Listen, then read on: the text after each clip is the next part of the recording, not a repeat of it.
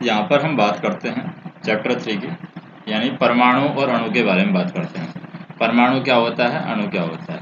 तो इसमें सबसे पहले तो देखें कि परमाणु से अणु बनता है, ना कि अणु से परमाणु। तो परमाणु से क्या बनेगा, अणु बनेगा, यानी परमाणु छोटे होते हैं, अणु बड़े होते हैं। तो प्राचीन भारतीय एवं ग्रीक दार्शनिक द्रव्य के अज्ञात एवं अदृश्य रूपों में सदैव चकित होते रहे हैं। यानी पदार्थ की विभाजकता के मत में भारत में बहुत पहले, लगभग 500 ईसा पूर्व, विचार व्यक्त यहाँ पर किया गया था। यानी 500 ईसा वर्ष पूर्व लोगों ने यहाँ पर सोचा था कि जो अदृश्य रूप में जो रहते हैं वो क्या होते हैं। तो भारतीय दार्शनिक थे महर्षि कणाद। इन्होंने प्रतिपादित किया था कि यदि हम द्रव्य को विभाजित करते जाएं, यानी कोई द्रव्य है उसको हम तोड़ते जाएं, किसी पदार्थ को हम तोड़ते जाएं, तो इसे छोटे छोटे कण प्राप्त होते हैं और अंत में एक सीमा ऐसी आएगी जब प्राप्त कण को पुनः और विभाजित नहीं कर सकते, अर्थात वह सूक्ष्मतम कण जो अविभाज्य रहेगा। इस अविभाज्य सूक्ष्मतम कण को हम क्या कहते हैं, परमाणु कहते हैं। तो ये कणाद ने बताया था कि कोई भी हम हिस्सा है, जैसे परमाणु, कोई भी ये पदार्थ है, इसको हम तोड़ते जाते हैं, बहुत ही छोटे छोटे टुकड़ों में तोड़ देते हैं।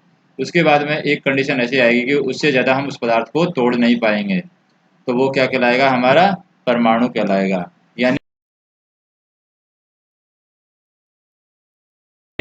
वह और ज़्यादा तोड़ नहीं सकते, क्या कहेंगे, यहाँ पर परमाणु कहेंगे। नेक्स्ट हम देखें,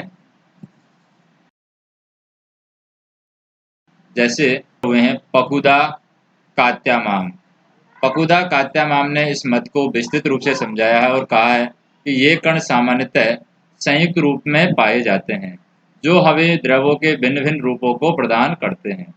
लगभग इसी समय ग्रीक दार्शनिक आए थे, उनका नाम था डेमोक्रिट्स और ल्यूसियप्स। तो ये डेमोक्रिट ल्यूसियप्स है, इन्होंने सुझाव दिया था कि यदि हम द्रव्य को विभाजित करते जाएं तो एक ऐसी स्थिति आएगी जब प्राप्त कण को पुनः विभाजित नहीं किया जाएगा। उन्होंने इस अविभाज्य कण को परमाणु अर्थात अविभाज्य कहा और ये सभी सुझाव हैं दार्शनिक विचारों पर आधारित थे और इन विचारों की वैधता सिद्ध करने के लिए 18वीं शताब्दी तक कोई, तो सब ये सिर्फ क्या थे, सिर्फ विचार थे।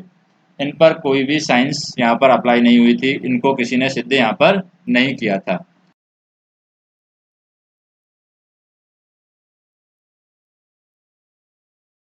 तो 18 तत्व क्या होते हैं यौगिक यहाँ पर अलग होते हैं। तो स्वाभाविक रूप से पता करने के लिए इच्छुक हुए तत्व कैसे होते हैं, इसकी बात हमने करेंगे कि क्यों ये सहयोग करते हैं तत्व आपस में।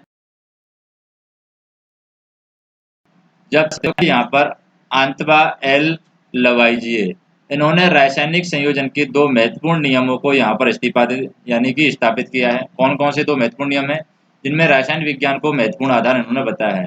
पहला है यहाँ पर रासायनिक संयोजन का नियम, यानी रासायन आपस में संयोजन करते हैं।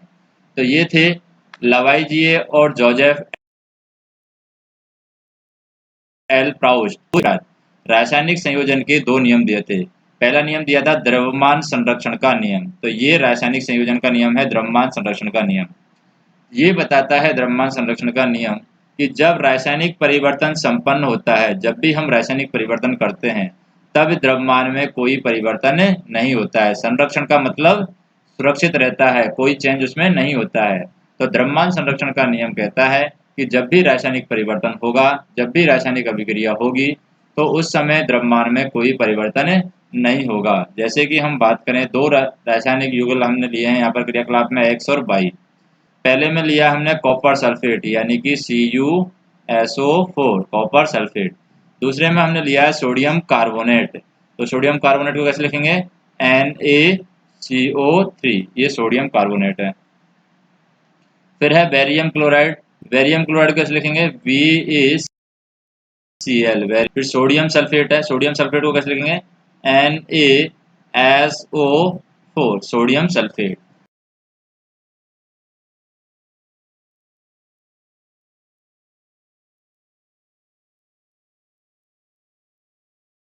नाइट्रेट, नाइट्रेट को हम लिखते हैं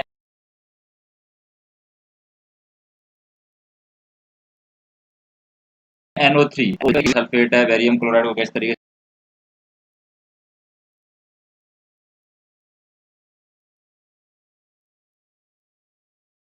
लिखा जाएगा। और तैयार युग्म विलयन में हम देखते हैं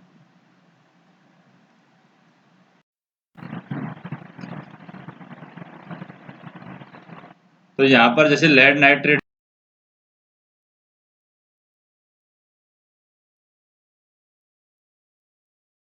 है, लेड NaCl, तो ये होगा हमारा सोडियम क्लोराइड। Na हो गया हमारा सोडियम के लिए, तो हो गया हमारा क्लोराइड। तो Na क्लोराइड जब हम लिखते हैं तो यहाँ पर क्लोराइड के लिए Cl2 लिखते हैं, NaCl2। बेरियम क्लोराइड लिखना होगा तो BaCl2 लिखेंगे, यानी बेरियम क्लोराइड लिखेंगे। तो विलयन को हमें क्या करना है, एक शंक्वाकार फ्लक्स में अंदर डाल देना है। यहाँ पर जैसे एक्स विलयन और वाई विलयन दोनों को, यहाँ पर एक्स विलयन को एक परखनली में डाल दिया है और वाई को एक शंक्वाकार फ्लास्क में हमने डाल दिया है। अब एक्स विलयन को एक छोटी परख नली में हमें लेना है। छोटी परख नली को विलय युक्त फ्लास्क को इस प्रकार लटका देते हैं, यानी यहाँ पर इसको लटका देंगे हम डोरी की सहायता से छोटी परख नली को। इसमें हमने एक्स विलयन लिया है और उसके बाद फ्लास्क के मुंह पर एक क्या रख देते हैं, कॉर्क, यानी कॉर्क से हमने फ्लास्क का मुंह है ये यहाँ पर बंद कर दिया है। अब हम यहाँ पर एक्सपेरिमेंट देखेंगे कि इसमें क्या चेंज हो रहा है। तो वाई के विलयन युक्त शंक्वाकार फ्लास्क में डूबी हुई एक्स विलयन युक्त छोटी परख नली यहाँ पर दिखाई गई है। अंतर वस्तु युक्त फ्लास्क के सावधानी पूर्वक तोल लेंगे हम, यानी कि इसको पूरा जो वजन है इसका तोल लेंगे। अब फ्लास्क को झुका करके इस प्रकार घुमाते हैं कि एक्स और वाई विलयन है परस्पर क्या हो जाए, मिश्रित हो जाए। तो इसको घुमा करके इनको दोनों एक्स और वाई को क्या कर देंगे, मिश्रित कर देंगे। अब इस फ्लास्क को पुनः तोल कर लेंगे। तो तोलेंगे तो शंक्वाकार फ्लास्क में क्या मान लीजिए, इसमें 500 ग्राम में हम मान लेते हैं, वाई विलयन है 300 ग्राम और एक्स विलयन है वो कितना है, 200 ग्राम। तो 500 ग्राम और 200 ग्राम दोनों को अगर हमने ऐड करेंगे तो कितना मिलेगा हमें, 500 ग्राम मिलेगा। तो 500 ग्राम के इक्वल हो जाएगा। तो ये हमारी वैल्यू क्या हो जाएगी, यानी हम कह सकते हैं कि यहाँ पर द्रव्यमान क्या है, सुरक्षित रहता है। दोनों स्थितियों में द्रव्यमान सुरक्षित रहता है। 500 ग्राम है यहाँ पर और हम उनको दोनों को मिला देते हैं तब भी हमारे पास में 500 ग्राम है। तो क्या आप सोचते हैं कि कोई भी रासायनिक अभिक्रिया है वो किस तरीके से होती है। फ्लास्क के मुख पर कॉर्क क्यों लगाते हैं, क्या फ्लास्क के द्रव्यमान और अंतर वस्तुओं में कोई परिवर्तन हमें दिखाई देता है। तो द्रव्यमान संरक्षण के नियम के अनुसार किसी भी रासायनिक अभिक्रिया में द्रव्यमान का न तो सृजन किया जा सकता है, यानी कि द्रव्यमान को न तो बनाया जा सकता है, और ना ही द्रव्यमान का विनाश किया जा सकता है। अगर कोई भी रासायनिक अभिक्रिया करते हैं तो द्रव्यमान में कोई परिवर्तन नहीं होता है। ये द्रव्यमान संरक्षण का नियम हमें बताता है। अब दूसरा नियम है यहाँ पर स्थिर अनुपात का नियम। स्थिर अनुपात का नियम क्या कहता है, लवाइजिए एवं अन्य वैज्ञानिकों ने इस बात पर प्रकाश डाला कि कोई भी यौगिक दो या दो से अधिक तत्वों में क्या करेगा, दो या दो से अधिक तत्वों से निर्मित होता है। तो इस प्रकार प्राप्त यौगिक में इन तत्वों का अनुपात है वो स्थिर होता है, चाहे इसे किसी भी स्थान से प्राप्त किया हो या किसी भी से भी इसको बनाया गया हो। जैसे यौगिक जल में हाइड्रोजन और ऑक्सीजन के जो द्रव्यमानों का अनुपात है वो 1:8 होता है। जैसे जल के अंदर क्या होता है, जल का सूत्र होता है H2O। अब H2O के अंदर इनका जो अनुपात होता है, H2 के अंदर हाइड्रोजन के अणु कितने हैं, 2 हाइड्रोजन के अणु हैं। ऑक्सीजन के अणु कितने हैं, यहाँ पर 16 ऑक्सीजन के अणु हैं। ऑक्सीजन 16 नंबर पर आता है। तो इन दोनों का अनुपात कितना होगा, दोनों का अनुपात होगा यहाँ पर 1:8, क्योंकि 2 से काट देंगे हम तो 2 से यहाँ पर कट जाएगा, 16 भी 2 से कट जाएगा, तो 1:8 यहाँ पर आंसर आ जाएगा। तो चाहे जल का स्रोत कोई भी हो, इसी प्रकार के 9 ग्राम जल का अपघटन करें तो सदैव 1 ग्राम हमें हाइड्रोजन मिलेगी और 8 ग्राम हमें ऑक्सीजन प्राप्त होगी। इसी प्रकार हम NH एमोनिया की बात करते हैं। एमोनिया का सूत्र क्या होता है, NH3, ये एमोनिया का सूत्र होगा। नाइट्रोजन और हाइड्रोजन द्रव्यमानों का अनुपात है हमेशा कितना होता है एमोनिया के अंदर, नाइट्रोजन और हाइड्रोजन। नाइट्रोजन को लिखते हैं हम 14, हाइड्रोजन को लिखेंगे हम कितना, 3। तो हमेशा एमोनिया के अंदर जो अनुपात होता है नाइट्रोजन और हाइड्रोजन का अनुपात वो 14:3 होता है। मान रहे चाहे अमोनिया की स्रोत से ली गई हो, इसका अनुपात ये फिक्स रहता है। तो उपरोक्त उदाहरणों से इस पर स्थिर अनुपात के नियम की व्याख्या होती है, जिसे निश्चित अनुपात का नियम भी हम कहते हैं। तो प्राउस्ट ने इस नियम की किसी भी यौगिक में तत्व सदैव एक निश्चित द्रव्यमान के अनुपात में विद्यमान होते हैं। जॉन डॉल्टन का जन्म है यहाँ पर कब होता है? जॉन डॉल्टन के बारे में बताया गया है कि इनका जन्म 1766 में इंग्लैंड के एक गरीब जुलाहा परिवार में हुआ था और 12 वर्ष की आयु में उन्होंने एक शिक्षक के रूप में अपनी जीविका शुरू कर दी। यानी इन्होंने शिक्षक बन गए थे और इन्होंने पढ़ाना शुरू कर दिया था 12 साल की उम्र में, और 7 साल बाद एक स्कूल के ये प्रिंसिपल बन गए थे। जॉन डॉल्टन एक कॉलेज में गणित, भौतिक और रसायन शास्त्र पढ़ाने के लिए मैनचेस्टर चले जाते हैं और वहां पर उन्होंने अपने जीवन का अधिकांश समय है शिक्षण और शोध कार्यों में व्यक्त किया। और सन 1808 में इन्होंने द्रव्यों के अध्ययन के लिए एक महत्वपूर्ण सिद्धांत यहाँ पर बताया गया है। तो वैज्ञानिकों की अगली समस्या इस नियम को उचित व्याख्या करने की थी। अंग्रेजों ने यहाँ पर क्या किया था? द्रव्यों की प्रकृति के बारे में एक आधारभूत सिद्धांत यहाँ पर प्रस्तुत किया था। ये सिद्धांत यहाँ पर इन्होंने दिया था। डॉल्टन ने द्रव्य को विभाजकता का विचार प्रदान किया, जिसे उस समय दार्शनिकता माना जाता है। यानी पहले काल्पनिक था, अब उन्होंने इसको प्रैक्टिकल करने का सोचा, यानी प्रायोगिक रूप से सिद्ध करने का विचार किया।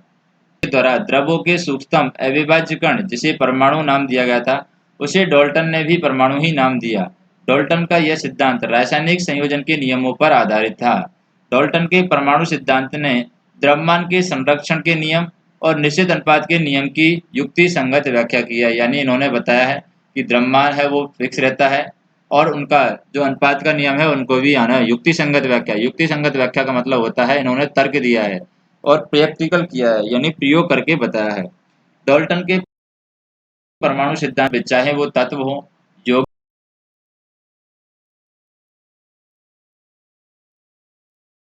हो या परमाणु सिद्धांत के अनुसार है कि सभी द्रव चाहे तत्व हो, यौगिक हो, मिश्रण हो, ये किससे बने होते हैं? परमाणु कहते हैं। यानी कि सूक्ष्म कण जिनसे बनकर बने होते हैं उन्हें परमाणु कहते हैं।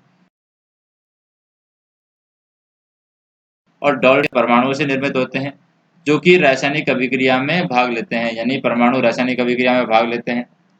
परमाणु है अविभाज्य सूक्ष्म कण होते हैं जो रासायनिक अभिक्रिया में न तो सृजित होते हैं ना ही इनका विनाश होता है। यानी इन परमाणुओं को ना तो बनाया जा सकता है ना ही परमाणुओं का विनाश किया जा सकता है। दिए गए तत्व के सभी परमाणुओं का द्रव्यमान और रासायनिक गुणधर्म है वो समान रहता है। भिन्न भिन्न तत्वों के परमाणुओं के द्रव्यमान और रासायनिक गुणधर्म है वो अलग अलग होते हैं। एक तत्व में परमाणु द्रव्यमान समान और गुणधर्म भी समान होते हैं, लेकिन अलग अलग तत्वों में परमाणुओं के द्रव्यमान अलग अलग होते हैं और रासायनिक गुणधर्म ही अलग अलग होते हैं। पूर्ण संख्या के अनुपात में संयोग करके यौगिक का निर्माण करते हैं और किसी भी यौगिक में परमाणुओं का या प्रकार है जिसे यहाँ पर डॉल्टन ने बताया है। अब यहाँ पर आगे करेंगे कि परमाणु में और भी छोटे कण विद्यमान होते हैं, वो आगे की कक्षाओं में हम अध्ययन करेंगे। जैसे कि परमाणु में न्यूट्रॉन, प्रोटॉन ये होते हैं। अब यहाँ पर ये बताया गया है कि एक अभिक्रिया में क्या दिखाया गया है? 5.3 ग्राम सोडियम कार्बोनेट दिखाया गया है। तो NaCO3 यानी सोडियम कार्बोनेट है 5.3 ग्राम, और एक दे रखा है 6 ग्राम एसिटिक अम्ल। एसिटिक अम्ल द्वारा अभिकृत होते हैं। तो यहाँ पर 6 ग्राम दे रखा है एसिटिक अम्ल, और फिर यहाँ पर दो पॉइंट क्या दिखा रखा है? सोडियम दिखा रखा है, यानी कि सोडियम एसीटेट, और 0.9 ग्राम है जल उत्पाद के रूप में प्राप्त होता है। तो इस प्रक्रिया के द्वारा दिखाए गए परीक्षण का द्रव्यमान संरक्षण के नियम से हमें बताना है। जैसे कि सोडियम कार्बोनेट में क्या मिला दिया हमने? एसिटिक अम्ल मिला दिया। तो इससे क्या मिल रहा है? Sodium acetate plus carbon dioxide plus जल। तो हम क्या करते हैं, यहाँ पर सोडियम कार्बोनेट की मात्रा को जोड़ लेंगे। सोडियम कार्बोनेट की मात्रा कितनी है? यहाँ पर सोडियम कार्बोनेट की मात्रा है 5.3 ग्राम। तो सोडियम कार्बोनेट हमने जोड़ लिया है 5.3 ग्राम, इधर हम जोड़ लेंगे। दूसरा है एसिटिक अम्ल। एसिटिक अम्ल की मात्रा हम यहाँ पर जोड़ लेंगे। जैसे कि एसिटिक अम्ल की मात्रा यहाँ पर दे रखी है 6 ग्राम। तो एसिटिक अम्ल की मात्रा हम यहाँ पर जोड़ लेंगे, 6 ग्राम है, तो ये 6 जोड़ लिया हमने। अब तीसरा यहाँ पर इधर की साइड कर लेंगे, यानी सोडियम एसीटेट। सोडियम एसीटेट की मात्रा है हम राइट साइड में जोड़ लेंगे, दोनों को हम मैच करना है। तो यहाँ पर कार्बन डाइऑक्साइड और सोडियम एसीटेट, कार्बन डाइऑक्साइड दे रखा है 2.2 ग्राम और सोडियम एसीटेट दे रखा है 8.2 ग्राम। तो 2.2 ग्राम और 8.2 ग्राम को जोड़ लेंगे। 2.2 ग्राम तो हमारा है कार्बन डाइऑक्साइड, सोडियम एसीटेट है 8.2 ग्राम, और 0.9 ग्राम क्या है हमारा, जल है। इन सबको हम जोड़ लेते हैं राइट साइड में। अब इन दोनों को मैच करके देखेंगे कि दोनों मैच आंसर सेम आ रहा है, द्रव्यमान सेम आ रहा है कि नहीं आ रहा है। तो द्रव्यमान की बात करें, यहाँ पर जो आंसर आ रहा है वो क्या आ रहा है, 3 और 6 5 11, यानी 11.3 ग्राम वजन आ रहा है इधर की साइड। सोडियम कार्बोनेट और एसिटिक अम्ल दोनों को मिलाएंगे तो यहाँ पर 11.3 ग्राम वजन आ रहा है। इधर हम इनको सबको जोड़ेंगे तो 9 4 13 आंसर लगी 1, यानी 11.3 ग्राम आ रहा है। इसका मतलब हम कह सकते हैं कि ये द्रव्यमान संरक्षण के नियम का पालन कर रहा है। दूसरा क्वेश्चन देखें, हाइड्रोजन और ऑक्सीजन है द्रव्यमान के अनुसार 1:8 के अनुपात में संयोग करके जल निर्मित करते हैं। तो हाइड्रोजन और ऑक्सीजन, हाइड्रोजन हमारा 1 है, ऑक्सीजन हमारा 8 है। ये क्या बना रहे हैं, जल बना रहे हैं और जल निर्मित करते हैं। 3 ग्राम हाइड्रोजन गैस के साथ पूर्ण रूप से संयोग करने के लिए कितने ऑक्सीजन गैस के द्रव्यमान की आवश्यकता होगी। यानी हमें दे रखा है यहाँ पर 3 ग्राम हाइड्रोजन लेना है तो कितनी ग्राम ऑक्सीजन की जरूरत होगी। तो 3 ग्राम हाइड्रोजन गैस के साथ पूर्ण रूप से संयोग करने के लिए कितने ऑक्सीजन की जरूरत होगी। तो यहाँ पर 1:8 है, इसका मतलब 8 गुना यहाँ पर ऑक्सीजन की जरूरत होगी। तो 24 ग्राम ऑक्सीजन की यहाँ पर जरूरत होगी, क्योंकि अनुपात क्या दे रखा है, पहले से ही 1:8 यहाँ पर दे रखा है। नेक्स्ट हम देखें, डाल्टन के परमाणु सिद्धांत का कौन सा अविकृत द्रव्यमान का कम है। तो कौन सा अविकृत है यहाँ पर जो द्रव्यमान के संरक्षण का नियम बताता है यहाँ पर, तो ये डाल्टन ने यहाँ पर बताया है। जैसे हम बात करें तो यहाँ पर डाल्टन ने भिन्न भिन्न गुणधर्मों के बारे में बताया है। यहाँ पर ये बताता है परमाणु अविभाज्य सूक्ष्म कण होते हैं जिन्हें रासायनिक अभिक्रिया में न तो सृजित किया जा सकता है न ही विनाश किया जा सकता है। ये बताता है डाल्टन का कि डाल्टन के जो परमाणु संरक्षण है यानी द्रव्यमान के संरक्षण के नियम को ये बताता है। अब हम बात करें कि डाल्टन के परमाणु सिद्धांत का कौन सा अभिग्रहित है निश्चित अनुपात के नियम की व्याख्या करता है। तो निश्चित अनुपात की नियम की व्याख्या हम यहाँ पर देखें तो कौन सा नियम करेगा, किसी भी यौगिक में परमाणुओं की सापेक्ष संख्या और प्रकार क्या होता है, निश्चित होता है। ये वाला नियम यहाँ पर इसकी व्याख्या करता है। अब बात करते हैं परमाणु क्या होता है। क्या आपने कभी भी किसी इमारत की दीवार पर दीवार बनते हुए देखी है। इन दीवारों में एक कमरा कई कम इमारत निर्मित होती है।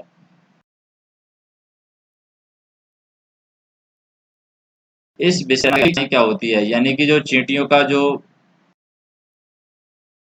क्या होता है, यानी चींटियों का जो यहाँ पर क्या होता है, घर होता है, उसको बोला जाता है बॉबी। और यह रेत का छोटा सा कण होता है यहाँ पर। इसी प्रकार सभी द्रव्यों की रचनात्मक इकाई क्या होती है, परमाणु होती है। यानी चाहे वो दीवार हो चाहे चींटियों का बिल हो, सबकी रचना किससे होती है, परमाणु से होती है।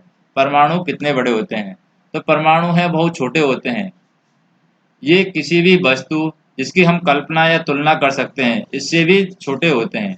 लाखों परमाणुओं का जब एक के ऊपर एक चट्टे के रूप में रखें तो बनी बड़ी कठिनाई से कागज की एक शीट यहाँ पर जितनी मोटी परत बन पाती है। तो परमाणु की त्रिज्या की बात करें, परमाणु की त्रिज्या कितनी होती है, नैनोमीटर में होती है, यानी 10⁹ मीटर ये परमाणु की त्रिज्या होती है। तो ये हम कह सकते हैं कि परमाणु की त्रिज्या को नैनोमीटर में नापा जाता है। ये यहाँ पर क्या बन जाता है, इम्पोर्टेंट बन जाता है कि परमाणु की त्रिज्या को किसके अंदर नापा जाता है, नैनोमीटर में नापा जाएगा। अब हम बात करते हैं सापेक्ष आकार की। जैसे कि हाइड्रोजन परमाणु है, हाइड्रोजन परमाणु है 10⁻⁻10 होगा। जल के अणु की बात करें 10⁻⁹ त्रिज्या होगी जल अणु की। हेमोग्लोबिन अणु होता है 10⁻⁸। रेत कण की 10⁻⁴। चींटी की 10⁻3। और यहाँ पर सेब के अंदर जो परमाणु पाया जाता है यानी सापेक्ष आकार होता है सेब का 10⁻⁻1। जब परमाणु का आकार इतना सूक्ष्म है तो हम इसे नगण्य मान सकते हैं। और हम इसके बारे में क्यों सोचें, हम इसके बारे में इसलिए सोचते हैं क्योंकि हमारा पूरा विश्व ही परमाणुओं से मिलकर बना है, चाहे हम उन्हें भी विद्वान हैं और वह हमारे प्रत्येक क्रियाकलाप पर इसका प्रभाव पड़ता है। अब हम आधुनिक तकनीकों की सहायता से तत्वों की सतह को आवर्धित प्रतिबिंबों को दिखा सकते हैं जिसमें उपस्थित परमाणु संख्या दिखाई देती है। जैसे कि यहाँ पर हम देखें सिलिकॉन सतह का ये प्रतिबिंब यहाँ पर दिखाया गया है जिसमें सिलिकॉन की सतह दिखाई गई है।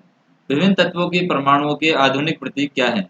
जैसे डाल्टन ऐसे प्रथम वैज्ञानिक थे जिन्होंने तत्वों के प्रतीकों का प्रयोग अत्यंत विशिष्ट अर्थ में यहाँ पर किया था। कैसे किया था? जब उन्होंने किसी तत्व के प्रतीक का प्रयोग किया तो यह प्रतीक उन तत्व का एक निश्चित मात्रा की ओर अंकित करता था, अर्थात वह प्रतीक तत्व के एक परमाणु को प्रदर्शित करता है। वर्जिलियस ने तत्वों के ऐसे प्रतीकों का सुझाव दिया जो उन तत्वों के नामों के एक अक्षर या दो अक्षरों से निर्मित होते हैं, या तो एक अक्षर से नाम बनाए या दो अक्षर से नाम बनाए। जैसे कि पहले डॉल्टन के द्वारा जो प्रतीक बनाए गए थे इस तरीके से बनाए गए थे, जैसे हाइड्रोजन का, यहाँ पर पता ही नहीं चल रहा है ये हाइड्रोजन है।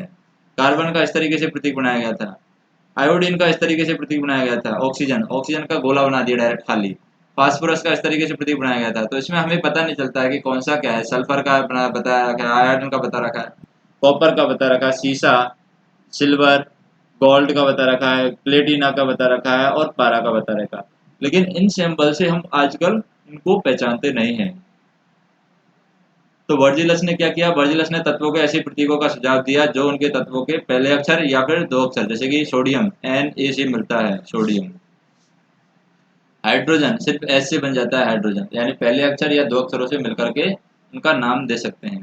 प्रारंभ के तत्वों के नामों की व्युत्पत्ति है उन स्थानों से नामों से की गई है जहाँ वे सर्वप्रथम पाए गए। उदाहरण के लिए हम कॉपर का नाम है साइप्रस से उत्पन्न हुआ है, तो इसलिए कॉपर में सी हम यूज कर रहे हैं। कुछ तत्वों के नामों को विशिष्ट रंगों से रखा गया। उदाहरण के लिए स्वर्ण का नाम है अंग्रेजी के उस शब्द से लिया गया जिसका अर्थ होता है पीला, तो गोल्ड से ले लिया गया यहाँ पर स्वर्ण का। International union of pure and employed chemistry यानी IUPAC एक अंतर्राष्ट्रीय वैज्ञानिक संस्था है। तो IUPAC का पूरा नाम क्या है? इंटरनेशनल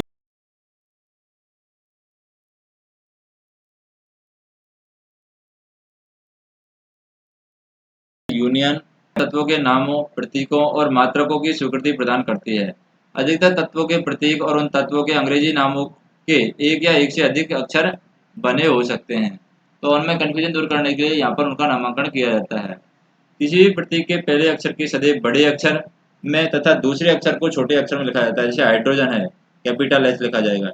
एल्युमिनियम है, कैपिटल ए और एल्युमिनियम एल छोटा, इस तरीके से लिखा जाता है। एल हम नहीं लिखेंगे, एल लिख देंगे तो ये गलत हो जाएगा, यानी ए और एल दोनों कैपिटल यहाँ पर नहीं होनी चाहिए।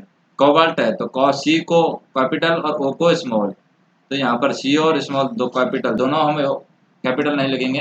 कोबाल्ट को दिखाने के लिए सी कैपिटल होना चाहिए और ओ स्मॉल यहाँ पर होना चाहिए। अब बात करते हैं कुछ तत्वों के प्रतीक उनके अंग्रेजी नामों के प्रथम अक्षर और बाद में आने वाले किसी अक्षर को संयुक्त करके बनाते हैं। उदाहरण के लिए हम बात करें क्लोरीन है, ए और एल हो जाएगा क्लोरीन। जिंक है, यहाँ पर जेड से बन जाएगा जिंक। तो यहाँ पर अन्य तत्वों के प्रतीकों को लैटिन, जर्मनी या ग्रीक भाषाओं में उनके नामों से बनाया जाता है। जैसे कि हम बात करें आयरन, आयरन होता है लोहा, तो लोहे को हमने किससे बनाया है? Fe से बनाया है आयरन को, लोहा से। इसके लैटिन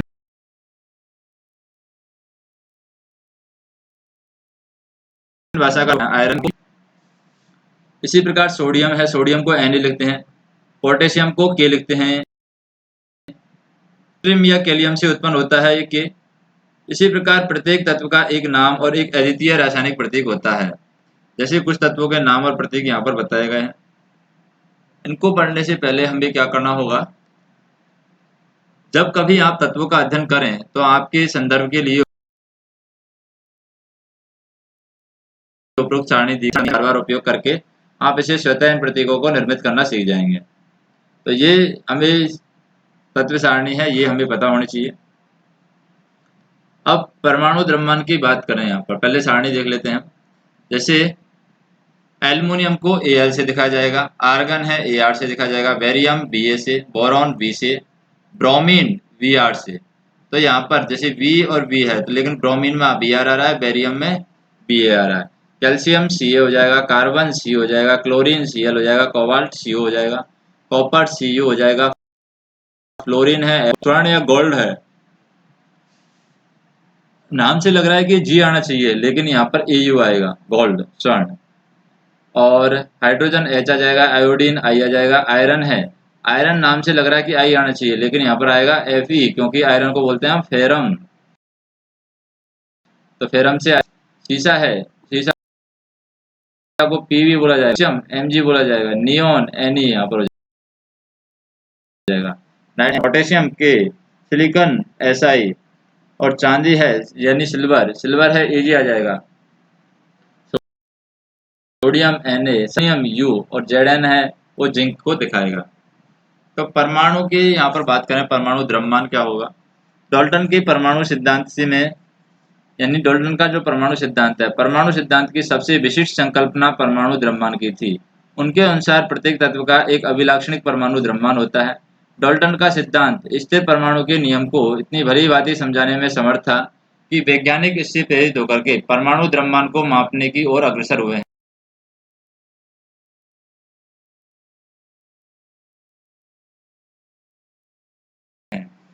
योग एवं उत्पन्न यौगिकों के द्रव्यमानों को यहाँ पर ज्ञात किया जाता है। अब यहाँ पर हम बात करें, हम यहाँ पर एक यौगिक कार्बन मोनोऑक्साइड का उदाहरण लेते हैं जो कार्बन और ऑक्सीजन के द्वारा निर्मित होता है। प्रायोगिक तौर पर यह निरीक्षित किया जाता है कि 3 ग्राम कार्बन और 4 ग्राम ऑक्सीजन के संयोग से नहीं हुई है, यह निर्मित हुई है।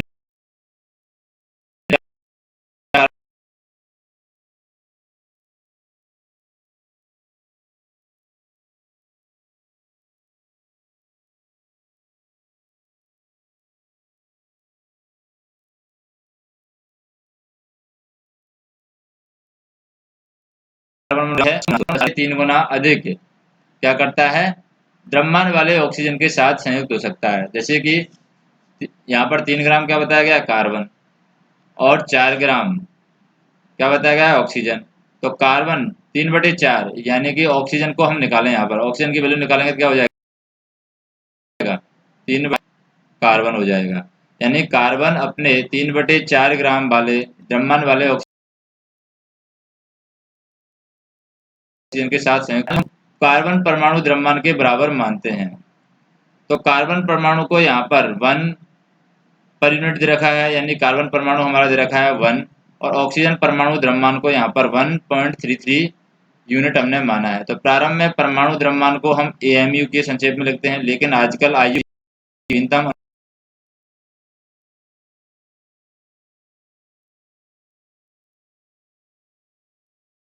अनुमोदन द्रव्यमान, लेकिन द्रव्यमानों की इकाई को यथासंभव पूर्णांक और लगभग पूर्णांक में व्यक्त करना अधिक सुविधाजनक होता है। आगे चलकर वैज्ञानिकों ने परमाणु द्रव्यमानों की भिन्न भिन्न इकाइयों के बारे में विचार व्यक्त किया है। वैज्ञानिक जब भिन्न परमाणु द्रव्यमानों की इकाइयों के बारे में शोधरत थे, तो उन्होंने प्रारंभ में प्राकृतिकजन्य के द्रव्यमान के लिए 1/16 भाग यहाँ पर ले लिया। जैसे ऑक्सीजन कितने नंबर पर आता है, 16 नंबर पर, तो ऑक्सीजन के लिए ले लिया उन्होंने 1/16। यहाँ पर ये सुसंगत समझा जाता है। कैसे, ऑक्सीजन अपने तत्वों के साथ अभिक्रिया करके यौगिक बनाता है, और इस प्रकार द्रव्यमान इकाई द्वारा अधिकांश तत्वों के परमाणु द्रव्यमान क्या होते हैं, पूर्णांक में प्राप्त होते हैं। जैसे कि 1961 में परमाणु द्रव्यमानों को ज्ञात करने के लिए यहाँ पर परमाणु द्रव्यमान इकाई कार्बन 12 समस्थानिक को मानक संदर्भ के रूप में सार्वभौमिक रूप से स्वीकार किया गया, यानी आइसोटॉप था, उसको यहाँ पर स्वीकार कर लिया गया। कार्बन 12 के समस्थानिक का परमाणु द्रव्यमान क्या होता है, कार्बन आता है 6 नंबर पर, लेकिन इसका परमाणु द्रव्यमान होता है 1/12, यानी 1/12वें भाग को मानक परमाणु द्रव्यमान इकाई के रूप में लेते हैं। कार्बन 12 के समस्थानिक के एक परमाणु द्रव्यमान के सापेक्ष सभी तत्वों के परमाणु द्रव्यमान यहाँ पर प्राप्त होते हैं। कल्पना करें कि एक फल विक्रेता बिना मानक फल भार के फल बेच रहा है, तो वह एक तरबूज लेकर कहता है कि इसका द्रव्यमान 12 इकाई है, यानी कि 12 तरबूज यहाँ पर काट देगा। जैसे ये तरबूज है, उसका कहता है कि 12 भागों में तरबूज को बराबर भागों में काट देगा, और यह पाता है कि इसके द्वारा बेचे जा रहे प्रत्येक फल का द्रव्यमान तरबूज के एक टुकड़े के द्रव्यमान के सापेक्ष है। तो यहाँ पर हम वो कह सकते हैं कि तरबूज को 12 भागों में इसने तोड़ दिया है, कर दिए हैं। तरबूज का 1/12वां हिस्सा यहाँ पर ये हो जाएगा। 1/12वें हिस्से के अकॉर्डिंग यहाँ पर वो सामान बेच रहा है। तरबूज के टुकड़े का उपयोग करके वह फल विक्रेता फलों को कैसे तोल सकता है, वो यहाँ पर दिखाया गया है। तो किसी भी तत्व के सापेक्षित परमाणु द्रव्यमान को उनके परमाणुओं के औसत द्रव्यमान का कार्बन 12 के परमाणु के द्रव्यमान के 1/12वें भाग के अनुपात के द्वारा परिभाषित किया जा सकता है। जैसे कि हम बात करें हाइड्रोजन, हाइड्रोजन कितने पे आता है, हाइड्रोजन का परमाणु द्रव्यमान होता है, म्यू से देखा जाएगा, हाइड्रोजन का 1 होता है। कार्बन 6 नंबर पे आता है, लेकिन उसका 12 होता है। सोडियम किस पर आता है, नाइट्रोजन, नाइट्रोजन 14 नंबर पे आता है। नाइट्रोजन ऑक्सीजन का 16 होता है। सोडियम का 11 नंबर पर आता है, सोडियम वैसे लेकिन इसका डबल करके एक जोड़ दें यानी 23 इसका द्रव्यमान होगा। परमाणु द्रव्यमान सोडियम कितना होता है 23। मैग्नीशियम की बात करें, मैग्नीशियम का 24 होता है। सल्फर का 32 होता है यानी 16 दूनी 32। क्लोरीन का 35.5 यानी 17 दूनी 34 होता है, वैसे 35.5 है। कैल्शियम का कितना होता है 20 होता है, तो 20 के अकॉर्डिंग ये परमाणु द्रव्यमान हो जाएगा 40 आता है 20 नंबर पर। क्लोरीन 17 नंबर पर आता है, सल्फर 16 नंबर पर आता है, मैग्नीशियम 12 नंबर पर आता है, सोडियम यानी ऑक्सीजन आता है यहाँ पर 16 नंबर पर आ जाएगा ऑक्सीजन। नाइट्रोजन नाइट्रोजन 7 नंबर पर आ जाएगा, तो उसके अकॉर्डिंग डबल करके यहाँ पर द्रव्यमान बता दिया है एवरेज और अंदाजे से। परमाणु किस प्रकार अस्तित्व में रहते हैं इसकी बात करें। अधिकांश तत्वों के परमाणु स्वतंत्र रूप से अस्तित्व में नहीं रह पाते हैं। परमाणु अणु और आयन बनाते हैं। ये अणु और आयन अत्यधिक संख्या में पुंजित होकर के वह द्रव्य बनाते हैं जिसे हम देख सकते हैं और अनुभव कर सकते हैं या फिर छू सकते हैं। परमाणु द्रव्यमान इकाई की परिभाषा यानी परमाणु द्रव्यमान क्या होगा। परमाणु द्रव्यमान उसका हिस्सा होता है, जैसे कि ऑक्सीजन की बात करें, ऑक्सीजन का परमाणु द्रव्यमान होता है 1/16वां हिस्सा। एक परमाणु की आंखों द्वारा देखना क्यों संभव नहीं है, और संभव क्यों नहीं है क्योंकि उनका आकार बहुत छोटा होता है, इसलिए हम उसको नहीं देख पाते हैं। अब बात करते हैं अणु की। अणु क्या है। तो अणु की बात करें, साधारणतः अणु ऐसे दो या दो से अधिक परमाणुओं का समूह होता है जो आपस में रासायनिक बंध के द्वारा जुड़े होते हैं अथवा वे परस्पर आकर्षण बल के द्वारा कसकर जुड़े होते हैं। अणु को किसी तत्व अथवा यौगिक के उस सूक्ष्म कण के रूप में परिभाषित कर सकते हैं जो स्वतंत्र रूप से अस्तित्व में रह सकता है और जो उस यौगिक के सभी गुणधर्मों को प्रदर्शित करता है। एक ही तत्व के परमाणु अथवा भिन्न भिन्न तत्वों के परमाणु परस्पर सहयोग करके क्या बनाते हैं, अणु बनाते हैं। अणुओं के यानी तत्वों के अणु की बात करें हम यहाँ पर, किसी भी तत्व के अणु एक ही प्रकार के परमाणुओं के द्वारा संचित होते हैं, जैसे आर्गन है, हीलियम है इत्यादि ने। अनेक तत्वों के अणु उसी तत्व के केवल एक ही परमाणु द्वारा निर्मित होते हैं, लेकिन अधिकांशतः अधातुओं में ऐसा नहीं होता है। उदाहरण के लिए ऑक्सीजन अणु दो ऑक्सीजन परमाणु से मिलकर बना होता है, इसलिए इसे द्विपरमाणु कहते हैं, क्योंकि ऑक्सीजन के अंदर O2 इस तरीके से दिखाते हैं तो दो परमाणु यहाँ पर ऑक्सीजन के जुड़े होते हैं। यदि सामान्यतः दो के स्थान पर तीन ऑक्सीजन परमाणु संयोग करते हैं तो उससे क्या मिलती है, हमें ओजोन मिलती है, ओजोन प्राप्त होता है।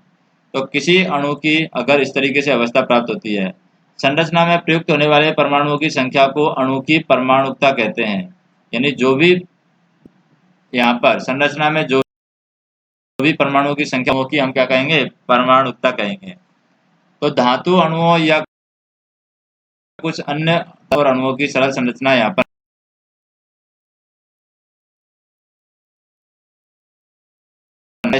परमाणुकता की बात करें हम, जैसे कि यहाँ पर तत्वों के प्रकार, नाम और परमाणुकता। जैसे अधातु है, अधातु हमेशा एक परमाणु होते हैं। आर्गन एक परमाणु का है, हीलियम एक परमाणु का है, ऑक्सीजन दो परमाणु का है, ये अधातु है। हाइड्रोजन है द्विपरमाणु का है, हाइड्रोजन को हम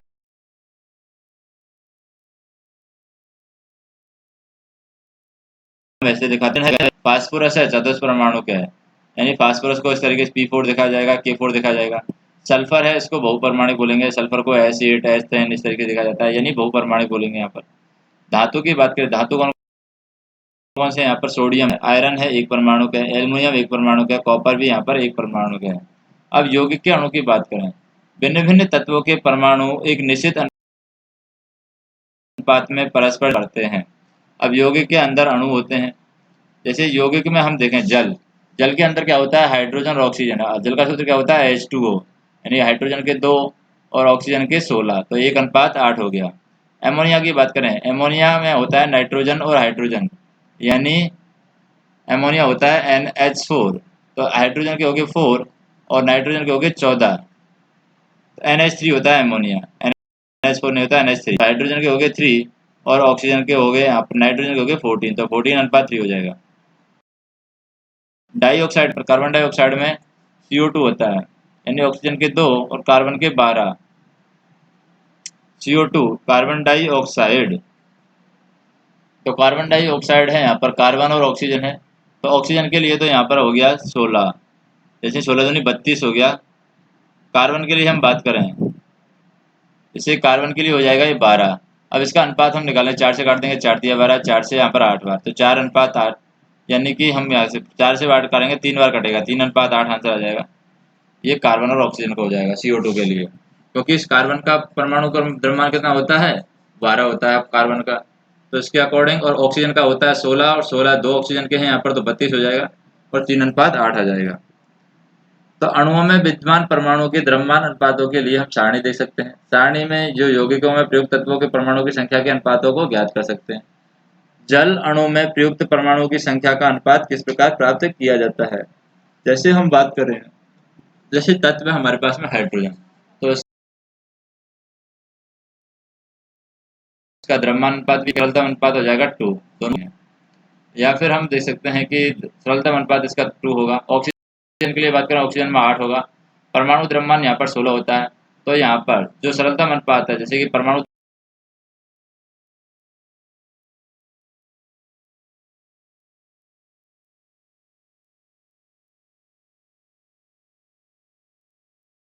द्रव्यमान डिवाइड बाई दो के अंदर भाग देंगे तो ये एक वैल्यू आ जाएगी। तो इसी प्रकार जल अणु में प्रयुक्त परमाणुओं की संख्या का अनुपात है, जैसे हाइड्रोजन और ऑक्सीजन का अनुपात कितना होता है, 2:1 होता है, क्योंकि हाइड्रोजन और ऑक्सीजन की वैल्यू की बात करें यहाँ पर, तो ये जो अनुपात है, ये जो सरल अनुपात क्या आ रहा है, 2:1 आ रहा है सरलतम अनुपात हाइड्रोजन और ऑक्सीजन के अंदर।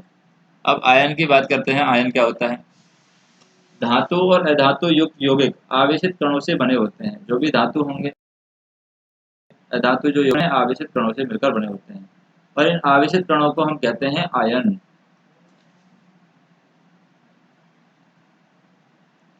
आयन है, आयन एक आवेशित परमाणु या परमाणुओं का एक ऐसा समूह होता है जिस पर नेट आवेश विद्यमान होता है। यह ऋण आवेश हो सकता है, आयन धन आवेश भी हो सकता है। तो ऋण आवेश और धनावेश है, उसके अलग अलग हुआ। ऋण आवेशित आयन को हम ऋणायन कहते हैं, और धनावेशित आयन को हम धनायन कहते हैं। उदाहरण के लिए अगर हम सोडियम क्लोराइड की बात करें, तो सोडियम क्लोराइड में Na+ होता है, यानी कि ये धनायन है, और Cl- होता है, यानी कि ऋणायन रहता है। तो यहाँ पर ऋणात्मक क्लोराइड आयन संगठक के रूप में है, और यहाँ पर सोडियम क्लोराइड में यहाँ पर देखें धनात्मक सोडियम आयन है, वो Na+ के रूप में विद्यमान होता है। परमाणुओं के समूह है जिन पर नेट आवेश विद्यमान हो, उन्हें बहुपरमाणविक आयन कहते हैं। यानी ऐसा समूह है परमाणुओं का जिनमें नेट आवेश हमें मिल रहा है, यानी जिनमें नेट आवेश विद्यमान है, वो बहुपरमाणिक आयन कहलाते हैं। हम आयनों के निर्माण के बारे में यहाँ पर जानकारी आगे देखते हैं, जैसे कैल्शियम है। कैल्शियम में कैल्शियम और ऑक्सीजन मिला दिया है ऑक्साइड के लिए, और यहाँ पर अनुपात आ गया है 5:2। मैग्नीशियम सल्फाइड है, तो मैग्नीशियम और सल्फर को मिला दिया, 3:4 आ गया अनुपात। सोडियम क्लोराइड को मिलाया है, तो ये 23:5 आ गया। अब रासायनिक सूत्र की बात करते हैं। रासायनिक सूत्र लिखते कैसे हैं? किसी भी यौगिक का रासायनिक सूत्र लिखना है हमें, तो इसके संगठन का प्रतीकात्मक निरूपण हमें करना होगा, यानी प्रतीकों के रूप में उसके संगठन को दिखाना होगा। जैसे हाइड्रोजन है, उसके लिए हम H यूज करते हैं, सोडियम के लिए Na यूज करते हैं। तो भिन्न भिन्न रोग जो यौगिक हैं उनके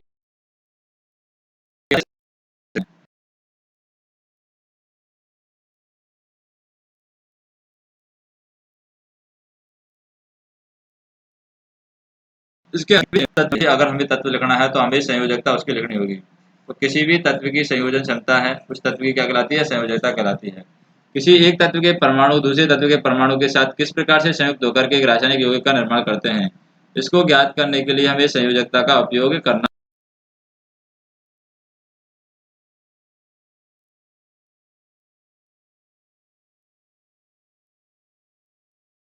होगा। क्या भुजा होती है वो? तो यहाँ पर कुछ सरल और बहुपरमाणुक आयन बताए गए हैं, जैसे sodium, potassium, silver, copper. Sodium को Na दिखाते हैं, Na+, पोटेशियम को K+, सिल्वर को Ag+, और कॉपर है, कॉपर को Cu+, यानी कि पॉजिटिव संकेत दिखा जाएगा। अधात्विक तत्व की बात करें, यहाँ पर अधात्विक तत्व है हमारा, जैसे कि सोडियम है, हाइड्रोजन के साथ में अभिक्रिया कर रहा है। एमोनिया, जैसे कि सोडियम से NH4, एमोनिया यहाँ पर क्या बन गया? संकेत बन गया। हाइड्रोक्साइड, हाइड्रोक्साइड है, जैसे NH4 किसी के साथ में होगा तो उसको बोलेंगे हम एमोनिया।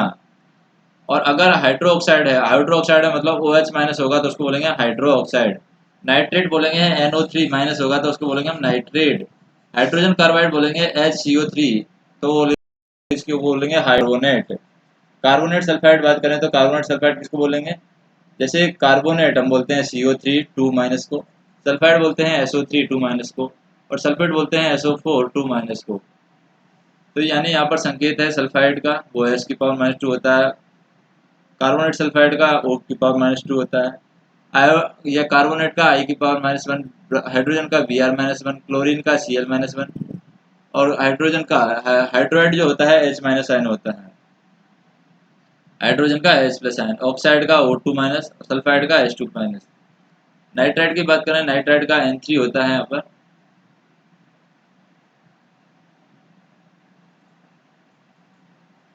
फिर हम देखें मैग्नीशियम, मैग्नीशियम में क्या होगा, Mg2+ होगा, कैल्शियम में Ca2+ होगा, जिंक में Zn2+ होगा, आयरन में Fe2+ होगा, कॉपर में Cu2+ होगा, एल्युमिनियम में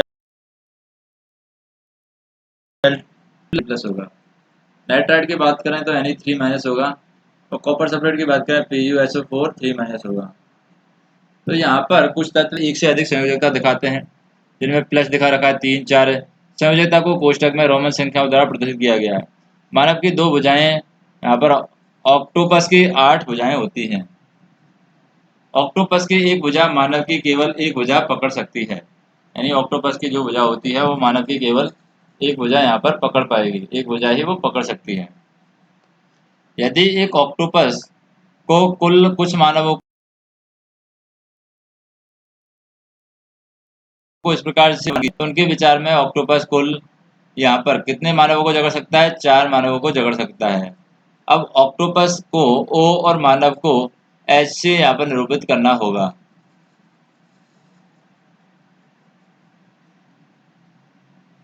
तो यहाँ पर हम कह सकते हैं कि क्या आप इस संयोजन के लिए सूत्र लिख सकते हैं। जैसे O और H है, दोनों का संयोजन का सूत्र हमें क्या मिलेगा, OH4 मिलेगा। यानी ऑक्टोपस के द्वारा पकड़े गए मानवों की संख्या का यहाँ पर दिखाया गया है OH4, ये बनेगा OH4। तो यहाँ पर कुछ सरल और बहुपरमाणुक आयनों की संयोजकता दी गई है। संयोजकता के बारे में हम और अधिक जानकारी अगले अध्याय में पढ़ेंगे। ये रासायनिक रूप लिखते सूत्र जब लिखते हैं तो कुछ नियमों का हमें पालन करना होगा। तो कौन कौन से नियम हैं जो रासायनिक सूत्र लिखते समय हमें पालन करना चाहिए। आयन की संयोजकता और आवेश संयुग्मन, आवेश है वो संतुलन होना चाहिए। तो क्या चीज संतुलन होनी चाहिए, यहाँ पर संयोजकता और आवेश संतुलन होना चाहिए।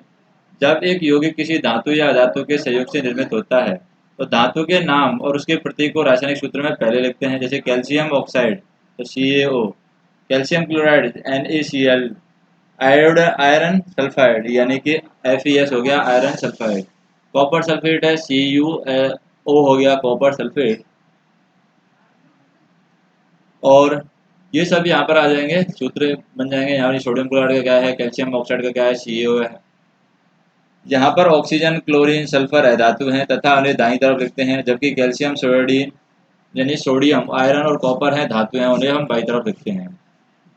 तो बहुपारमाणविक जो भी आयतन है उनके द्वारा निर्मित यौगिकों में आयनों की संख्या दर्शाने के लिए आयन को कोष्टक से बाहर लिख करके आयनों की संख्या कोष्टक के बाहर हम लिखते हैं। जैसे कि MgOH2, तो यहाँ पर आयनों की संख्या हम बाहर लिख रहे हैं।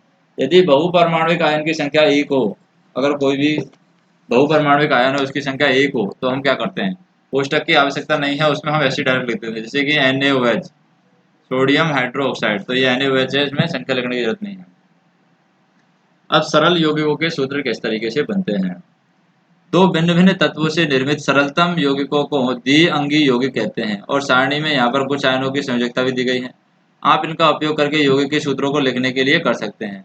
आणविक यौगिक के रासायनिक सूत्र लिखते समय हम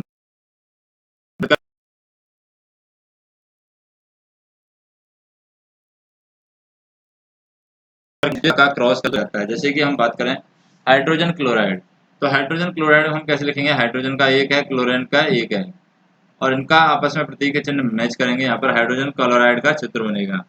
हाइड्रोजन क्लोराइड का रासायनिक सूत्र क्या होता है, HCl का रासायनिक सूत्र होता है। अब बात करते हैं हाइड्रोजन सल्फाइड की। हाइड्रोजन सल्फाइड में क्या होगा, हाइड्रोजन सल्फाइड में हम लिखते हैं H2S, ये होता है हाइड्रोजन सल्फाइड, यानी हाइड्रोजन और सल्फाइड। अब यहाँ पर सल्फाइड के हैं कितने, 2, सल्फाइड का एक ही है, और हाइड्रोजन के कितने हैं, 2, तो हाइड्रोजन का यहाँ पर 2 आ जाएगा, सल्फाइड का यहाँ पर 1 आ जाएगा। तो इससे हम कह सकते हैं कि हाइड्रोजन के 2 हैं और सल्फाइड कितना है, सिर्फ एस है यहाँ पर, यानी हाइड्रोजन सल्फाइड का सूत्र हो जाएगा। फिर कार्बन टेट्राक्लोराइड की बात करें, कार्बन टेट्राक्लोराइड क्या होता है, ट्रेटा यहाँ पर यूज किया गया Cl4 के लिए, CCl4 यानी कार्बन ट्रेटा क्लोराइड बोलते हैं इसको। तथा प्रतीक है C और Cl, और यहाँ पर संयोजकता जैसे जो क्लोराइड है उसकी संयोजकता है 4, कार्बन की संयोजकता है 1, तो यहाँ पर कार्बन ट्रेटा क्लोराइड का सूत्र हो जाएगा ये। मैग्नीशियम क्लोराइड का सूत्र ज्ञात करने के लिए हम ध्यानायन का उपयोग करेंगे, यानी कि 2+ का उपयोग करते हैं। इसके पश्चात ऋणायन का लिखते हैं, प्राप्त करते हैं। जैसे हमें यहाँ पर क्या करना है, मैग्नीशियम क्लोराइड का सूत्र लिखना है, तो MgCl2 हो जाएगा, Cl2 यहाँ पर हो जाएगा, क्योंकि आवेश की बात करें, आवेश यहाँ पर 2+ है और 1- है, तो आवेश हो जाएगा Cl2। तो इस प्रकार हम देखते हैं मैग्नीशियम क्लोराइड के अणु 2 क्लोराइड आयन प्रत्येक मैग्नीशियम आयन यानी Mg2+ के लिए होता है, और इस प्रकार के आयन यानी इस प्रकार के जो आयनिक यौगिक हैं उसमें धनायन और ऋणायन आवेशों का संतुलन होना चाहिए। संपूर्ण संरचना उदासीन होनी चाहिए। ध्यान देने योग्य बात यह है कि इस प्रकार के सूत्रों में आयनों के आवेश का नहीं दर्शाया जाता है। जैसे एल्युमिनियम ऑक्साइड की बात करें, एल्युमिनियम ऑक्साइड को कैसे लिखते हैं, Al2O3, ये है एल्युमिनियम ऑक्साइड, यानी एल्युमिनियम के क्या है +3 आवेश, और ऑक्सीजन के क्या है यहाँ पर, ऑक्सीजन के यहाँ पर है +2, तो यहाँ पर हमारा क्या बन जाएगा, अमोनियम ऑक्साइड का सूत्र बन जाएगा। अब कैल्शियम ऑक्साइड की बात करें, कैल्शियम ऑक्साइड का सूत्र क्या होता है, Ca संयोजकता यहाँ पर समान है, यानी 2CaO2 यहाँ पर हो जाएगा, 2CaO2 इस तरीके से। तो दोनों तत्वों की संयोजकता यहाँ पर समान है, इसका सूत्र होगा Ca2O2 प्राप्त होगा।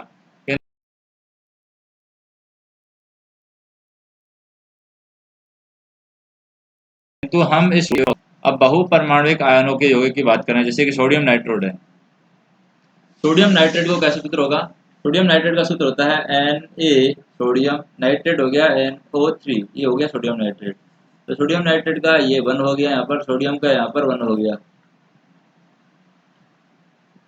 अब ये द्रव्यमान संरक्षण के नियम का पालन कर रहा है सोडियम नाइट्रेट। इस तरीके से कैल्शियम हाइड्रोक्साइड की बात करें, कैल्शियम हाइड्रोक्साइड का सूत्र होगा CaOH2, यानी यहाँ पर प्रतीक हो गया कैल्शियम का Ca, और हाइड्रोक्साइड का हो गया OH, तो OH+2 यहाँ पर, यानी कि कैल्शियम हाइड्रोक्साइड का सूत्र हो जाएगा ये। नेक्स्ट हम देखें, ध्यान देने योग्य बात यह है कि कैल्शियम हाइड्रोक्साइड का जो सूत्र है CaOH2, इस तरीके से सूत्र हमें नहीं लिखना है, हमें ऐसे लिखना है Ca। यह सूत्र में एक ही आयन के 2 या 2 से अधिक आयन होते हैं तो उनके लिए कोष्टक का प्रयोग किया जाता है। जैसे OH का कोष्टक में रख करके पदांक 2 लगाते हैं, तो यह निर्दिष्ट करता है कि एक कैल्शियम परमाणु के साथ में दो क्या बन रहे हैं, यहाँ पर कैल्शियम परमाणु के साथ में, यहाँ पर एक कैल्शियम परमाणु के साथ में 2 हाइड्रोक्सिल समूह जुड़े हुए हैं। दूसरे शब्दों में हम कहें कि कैल्शियम हाइड्रोक्साइड में ऑक्सीजन और हाइड्रोजन प्रत्येक के 2-2 परमाणु यहाँ पर होते हैं। तो यहाँ पर प्रत्येक के 2-2 परमाणु यहाँ पर होंगे, उनके अकॉर्डिंग हम बात करेंगे। जैसे सोडियम कार्बोनेट का सूत्र क्या है, सोडियम कार्बोनेट का सूत्र हो गया Na2CO3, तो Na2 तो 2 यहाँ पर हो जाएगा, यानी इस तरीके से, और CO3 एक कार्बोनेट का आवेश हो जाएगा यहाँ पर। तो उस उदाहरण में कोष्टक के उपयोग की आवश्यकता हमें नहीं है, क्योंकि यहाँ पर बहुपरमाणुक आयन है, कार्बोनेट का एक ही यहाँ पर विद्यमान है, कार्बोनेट क्या है सिर्फ एक ही है विद्यमान, इसलिए यहाँ पर कोष्टक की आवश्यकता नहीं है। एमोनियम सल्फेट का फार्मूला देखें हम, एमोनियम सल्फेट का फार्मूला क्या होता है, यहाँ पर कोष्टक की आवश्यकता है NH4 और फिर 2 और फिर SO4 है, तो यहाँ पर NH4 है, ये 2 हो जाएगा, एक प्लस आवेश है इस SO4 का आ जाएगा, तो NH4 2 और फिर SO2 हो जाएगा, तो ये अमोनिया सल्फेट का सूत्र होगा। तो यहाँ पर हम देखें कौन कौन से सूत्र लिखना है, सोडियम ऑक्साइड का सूत्र लिखना है, एल्युमिनियम क्लोराइड का सूत्र लिखना है, सोडियम सल्फाइड का सूत्र लिखना है, मैग्नीशियम हाइड्रोक्साइड का यहाँ पर सूत्र लिखना है। फिर इनके नाम लिखना है, Al2SO4 का क्या नाम है, CaCl2 का नाम है, K2SO4 का क्या नाम है, KNO3 का क्या नाम है, यानी पोटेशियम नाइट्रेट क्या है, कैल्शियम कार्बोनेट क्या है, उनके बारे में हम नाम लिखना है। अब बात करते हैं रासायनिक सूत्र क्या होता है। रासायनिक सूत्र का तात्पर्य क्या होता है। जिस तरीके से रासायनिक सूत्र, जैसे सोडियम के लिए क्या होता है, सोडियम कार्बोनेट के लिए Na2CO3, तो इसमें तत्वों को दिखाया जाता है कि कौन सा तत्व है, उसका परमाणु कितना है, परमाणु आयन कितना है, कितने परमाणु विद्यमान है। जैसे कि H2S में अणु है, यानी दो दो हाइड्रोजन के हैं, एक सल्फर का है। इसी तरीके से PO4 3- के अंदर क्या है, ऑक्सीजन के 4 हैं और फास्फोरस के यहाँ पर 1 है। तो आणविक द्रव्यमान और मोल संकल्पना की बात करते हैं। आणविक द्रव्यमान क्या होता है और मोल संकल्पना क्या होती है। तो जैसे हम परमाणु द्रव्यमान की अवधारणा की विवेचना कर चुके हैं, उस अवधारणा का विस्तार है आणविक द्रव्यमानों का परिकलन करने के लिए किया जाता है। किसी भी पदार्थ के आणविक द्रव्यमान उनके सभी संघटक परमाणुओं के द्रव्यमानों के योग के बराबर होता है। इस प्रकार अणु का एक सापेक्ष द्रव्यमान है, जिसे परमाणु द्रव्यमान यानी म्यू द्वारा दिखाया जाता है। जैसे कि जल की बात करें हम, जल के सापेक्ष आणविक द्रव्यमान का परिकलन करना है और नाइट्रिक अम्ल के आणविक द्रव्यमान का परिकलन करना है। नाइट्रिक अम्ल होता है HNO3 और जल होता है H2O। इनके परमाणविक द्रव्यमान यानी आणविक द्रव्यमान का हमें परिकलन करना है। तो जल के अंदर क्या होगा, H2O के अंदर हाइड्रोजन का एक हो गया, दो परमाणु हाइड्रोजन और एक परमाणु ऑक्सीजन होते हैं। इसका आणविक जो द्रव्यमान होगा वो किस तरीके से निकालेंगे हम। आणविक द्रव्यमान यहाँ पर होगा 2 × 1 + 1 × 16।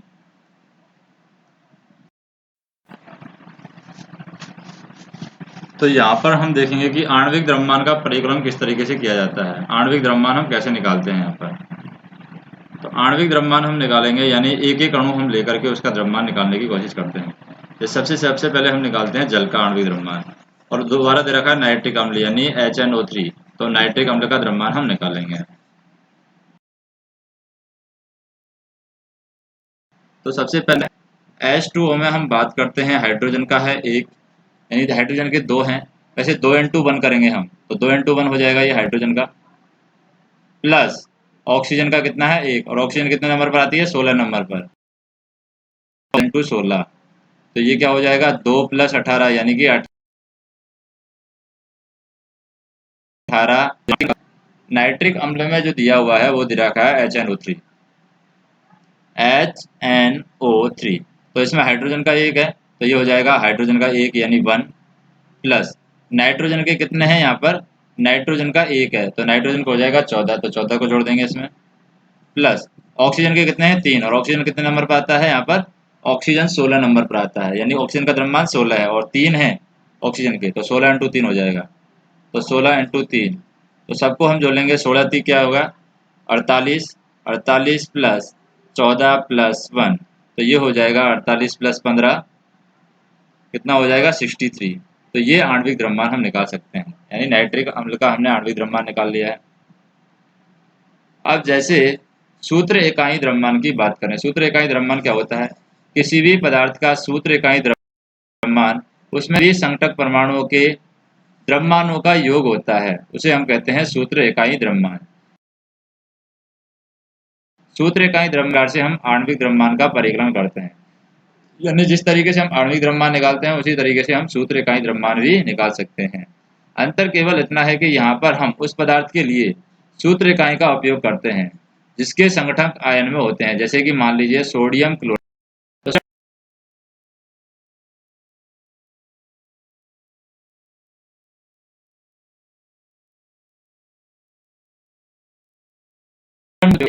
इसका द्रव्यमान होता है 23, क्योंकि सोडियम नंबर आता है 11 नंबर पर। इसी तरीके से क्लोराइड, क्लोराइड है तो क्लोराइड का द्रव्यमान क्या होगा यहाँ पर, ये क्लोराइड का जो द्रव्यमान होता है वो होता है 35.5, क्योंकि क्लोरीन आता है 17 नंबर पर, तो इस क्लोराइड का द्रव्यमान होता है 35.5। तो सोडियम इंटू 1 प्लस के 35.5 इंटू 1, तो ये हो जाएगी वैल्यू 23 इंटू 23 में 35.5 हम जोड़ देंगे तो क्या आ जाएगा 5, 8 और 5 यानी 58.5। तो 58.5 यहाँ पर वैल्यू आ जाएगी सूत्र इकाई द्रव्यमान। इसी तरीके से CaCl2 के सूत्र इकाई द्रव्यमान की बात करें, CaCl2 का सूत्र इकाई द्रव्यमान की बात करेंगे तो जैसे Ca क्या होता है कैल्शियम, कैल्शियम का द्रव्यमान होता है 40। तो कैल्शियम का द्रव्यमान हम लोग लिखेंगे 40 इंटू 1, प्लस के क्लोरीन यानी क्लोराइड है कैल्शियम क्लोराइड, तो क्लोराइड यहाँ पर कितना दे रखा है 2 दे रखा है, तो इसको 2 से मल्टीप्लाई करेंगे और क्लोराइड का द्रव्यमान कितना होता है 35.5, तो 35.5 से मल्टीप्लाई कर देंगे।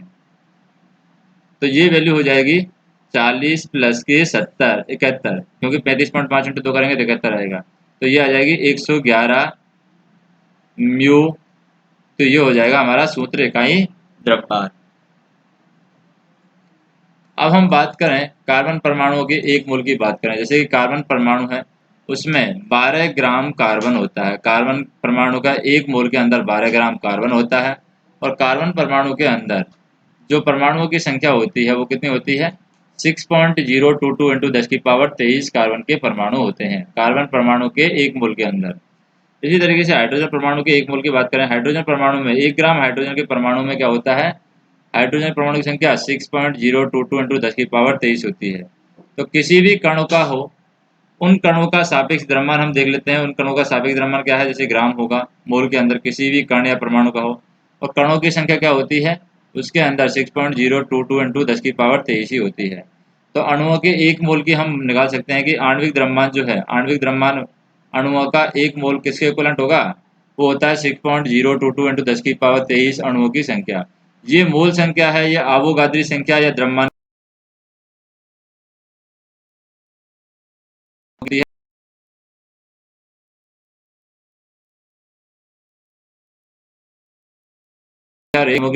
ये होता है आवोगाद्री संख्या, यानी आवोगाद्री नंबर होता है।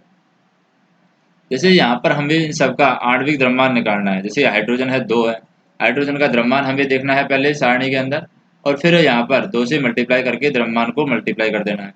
जैसे हाइड्रोजन का द्रव्यमान कितना होता है? हाइड्रोजन का द्रव्यमान यहाँ पर होगा, जैसे 8 होता है तो 16 हो जाएगा, ये तो 16 आ जाएगा।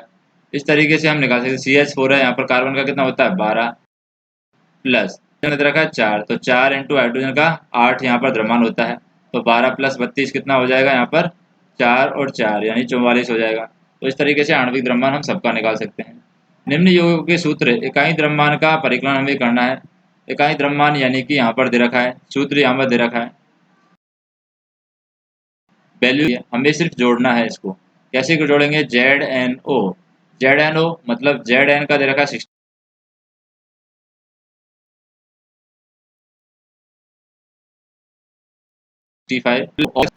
तो ये ZnO की वैल्यू क्या आ जाएगी? ZnO की वैल्यू 65 प्लस 16 कितना आ जाएगा? 4 5 11 लगी एक। ये इसी तरीके से Na2O की निकाल सकते हैं। सोडियम का कितना दे रखा है? 23, यानी 23 इंटू 2, 23 इंटू 2 प्लस ऑक्सीजन का कितना दे रखा है? 16, तो ये हो जाएगा 46 प्लस के 16 कितना हो गया? 6 6 12 लगी एक, ये हो जाएगा 62। तो Na2O का हो गया 62 AMU। इसी तरीके से K2CO3 का निकाल सकते हैं। K का कितना दे रखा है? 39, तो 39 into 2, 39 into 2 plus CO3 carbon का, यहाँ पर C का कार्बन का दे रखा है 12, तो 12 आ जाएगा, प्लस O3 ऑक्सीजन का दे रखा है 16, तो 16 इंटू 3, तो ये 48 और 12 कितना हो गया?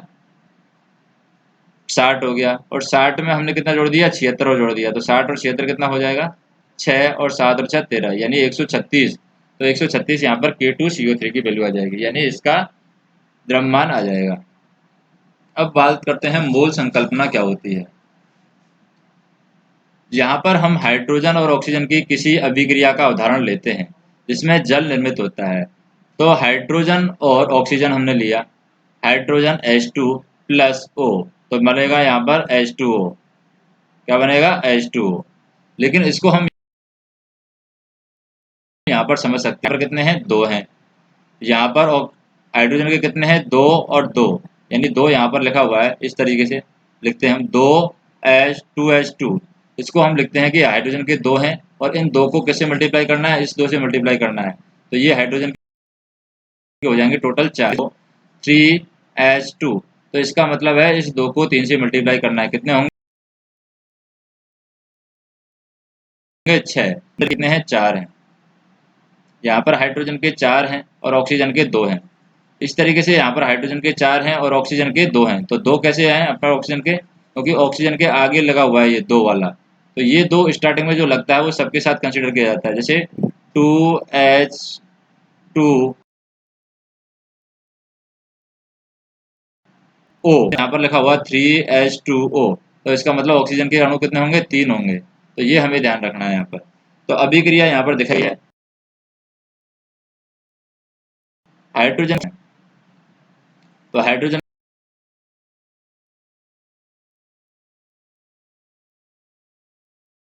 के दो अणु का निर्माण करते हैं, तो जल का निर्माण हो जाता है। हाइड्रोजन अणु के 32 म्यू के साथ अभिक्रिया करके 36 यहाँ पर जल अणु निर्मित करते हैं। तो हाइड्रोजन के दो हैं, तो दो के साथ में ये क्या करेगा, 2 × 2 यानी 4 यहाँ पर द्रव्यमान हो जाएगा हाइड्रोजन का, 4 द्रव्यमान हो गया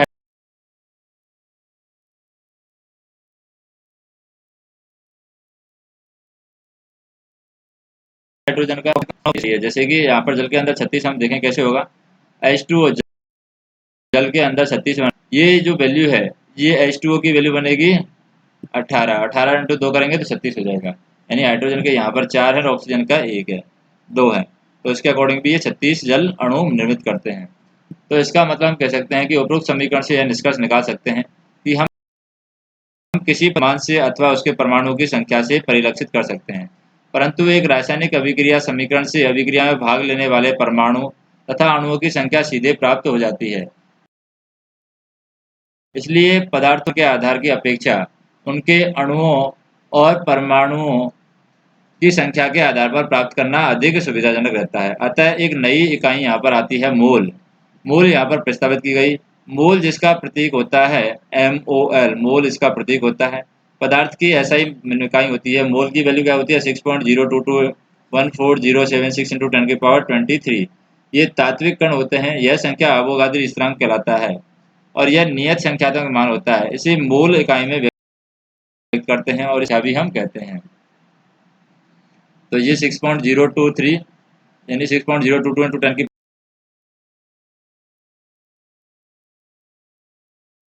× 10 इकाई की पदार्थ की मात्रा, प्रतीक और तत्व गुणकणों की संख्या का माप होती है। तात्विक कण एक परमाणु, एक अणु या एक आयन, एक इलेक्ट्रॉन या अन्य कणों का विनिष्ट समूह पदार्थ 022 × 10⁻23 विनिष्ट तात्विक कण होते हैं। जैसे कि मान लो एक किसी पदार्थ का 1 मोल है, उसका वैल्यू होगी 10, 6 एक ग्रूस के अंदर कितना होता है 144 होता है। एक संख्या से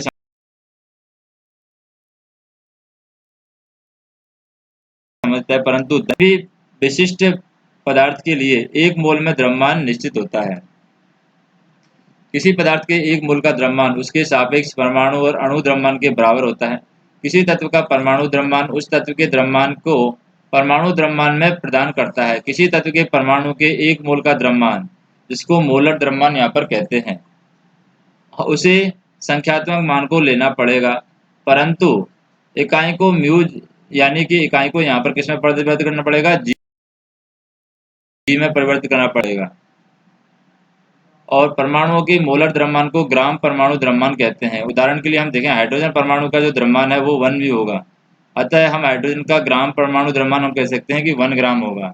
अवोगाद्री स्थिरांक की संख्या का नाम है, ये इतालवी वैज्ञानिक हैं एमिडिबो अवोगाद्री, इनके सम्मान में इसका नाम रखा गया है अवोगाद्री स्थिरांक। अब बात करें हम, जैसे कि 1 म्यू क्या दे रखा है हाइड्रोजन, जैसे 1 म्यू हाइड्रोजन दे रखा है, उसमें केवल एक हाइड्रोजन परमाणु होता है। 1 ग्राम हाइड्रोजन में 1 मोल परमाणु होते हैं, इसमें 6.022 × 10⁻23 हाइड्रोजन के परमाणु होंगे। इसी प्रकार अगर 16 म्यू की बात करें ऑक्सीजन में, केवल एक ऑक्सीजन परमाणु होता है, यानी 16 ग्राम ऑक्सीजन में उसके 1 मोल परमाणु होते हैं, अर्थात 6.022 × 10⁻23 ऑक्सीजन के परमाणु होंगे। किसके अंदर, 16 ग्राम के अंदर। तो 1 ग्राम में निकालना होगा तो हम 16 का इसमें भाग दे देंगे। तो किसी अणु के ग्राम अणु द्रव्यमान या मोलर द्रव्यमान को प्राप्त करने के लिए हम उसकी संख्यात्मक मान, जो कि उसके अणु द्रव्यमान के बराबर है, उसको उपरोक्त की तरह रखते हैं और उसमें म्यू को होगा। जैसा कि हम पहले भी यहाँ पर जल के लिए अणु द्रव्यमान परिकलन कर सकते हैं, जिसका मान 18 म्यू होता है। जल के लिए क्या होता है 18 म्यू, क्योंकि हाइड्रोजन के लिए कितना आया था 2 दे रखा है, ऑक्सीजन के लिए 16, तो ये 18 हो गया जल के लिए। अब 18 ग्राम जल में 1 मोल अणु है, अर्थात 18 ग्राम जल में 6.022 × 10⁻23 जल के अणु होते हैं। अब क्या करते हैं, रासायनिकों को अभिक्रिया को संपन्न कराने के लिए परमाणुओं और अणुओं की संख्या की आवश्यकता होती है। इसके लिए उन्हें द्रव्यमानों के ग्रामों में संख्या के साथ संबंधित करना पड़ता है। इसके लिए यहाँ पर जैसे 1 मोल इक्वल टू दे रखा है 6.022 × 10⁻23, यानी ग्राम सापेक्ष द्रव्यमान दे रखा है। रासायनिकों के परिकलन की एक इकाई मोल हुई है और 1896 में विल्हेल्म ओस्टवाल्ड ने मोल शब्द प्रस्तावित किया है, जो कि एक लैटिन भाषा मोल से उत्पन्न हुआ है, जिसका अर्थ होता है हीप और पाइल। किसी पदार्थ को परमाणु या अणुओं के ढेर के रूप में यहाँ पर विचार किया जा सकता है। सन 1967 में जो परमाणुओं और अणुओं की वृद्धि संख्या को यहाँ पर निरूपित करने का सरलतम उपाय है।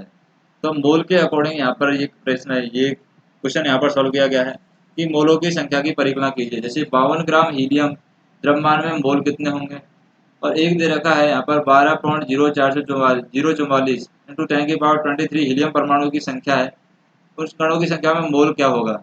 तो मोल की संख्या यहाँ पर n दे रखी है, दिया गया द्रव्यमान m है, तो मोलर द्रव्यमान हम कैपिटल M से दे सकते हैं।